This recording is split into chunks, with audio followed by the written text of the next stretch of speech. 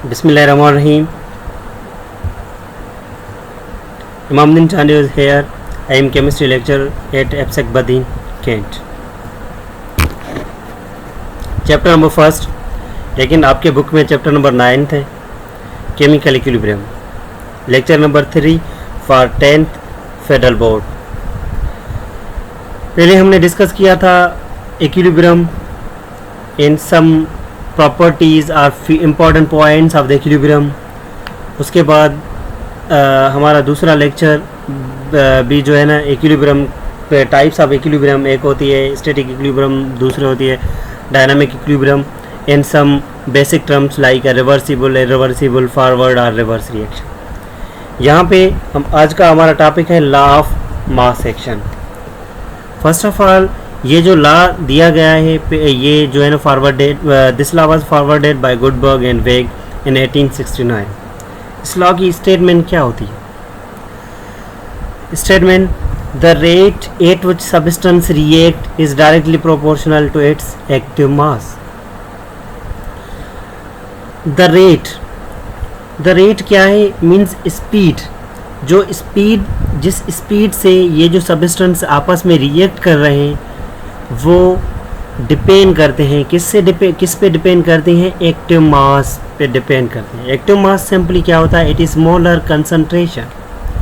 It is molar concentration means ये जो speed होती है वो डिपेंड करती है मोलर कंसंट्रेशन पे.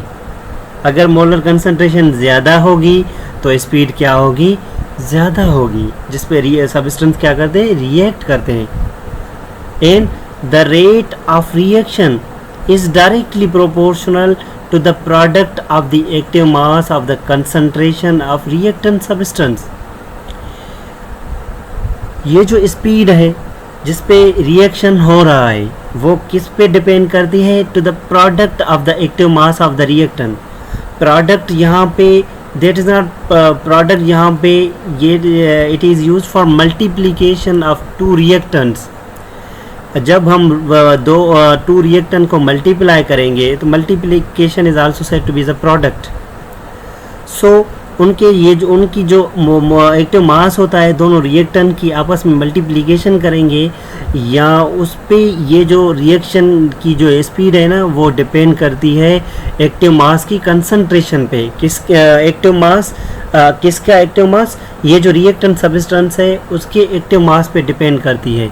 जितनी कंसंट्रेशन ज़्यादा होगी तो उतना जो रिएक्टेंट सब्सटेंस का जो स्पीड है वो क्या होगा? ज़्यादा होगा. ये लॉ क्या कह रहा है भाई?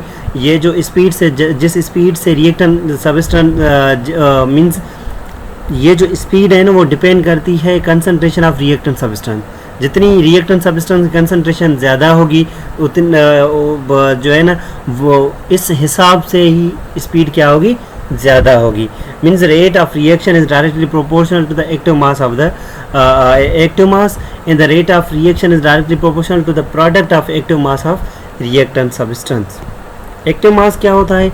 Generally active mass is considered the molar concentration. वो मोलर कंसंट्रेशन ही होती है सिंपली. उसके यूनिट्स क्या होते हैं? मोल पर डीएम क्यूब्ड. हम उसको हम एक्सप्रेस करते हैं ब्रैकेट्स में. उसको हम किस में एक्सप्रेस करते हैं? ब्रैकेट में.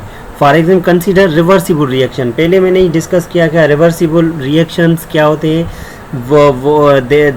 These are bidirectional reaction.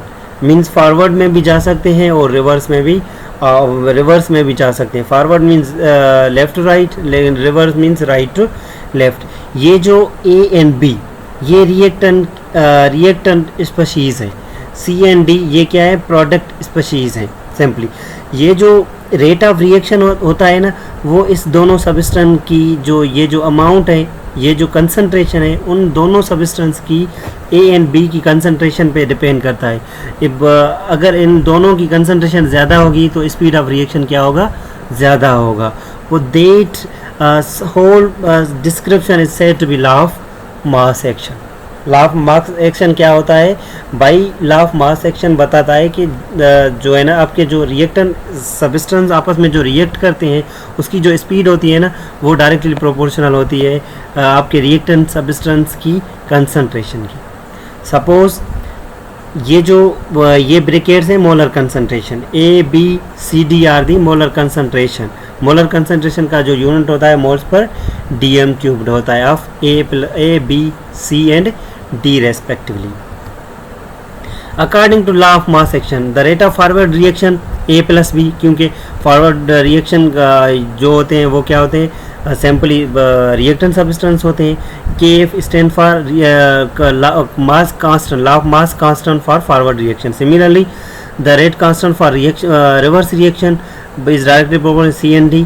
Kr stand for law of mass constant for reverse reaction, where Kr is a rate constant for the reverse reaction. We know that equilibrium state rate of both reactions are equal.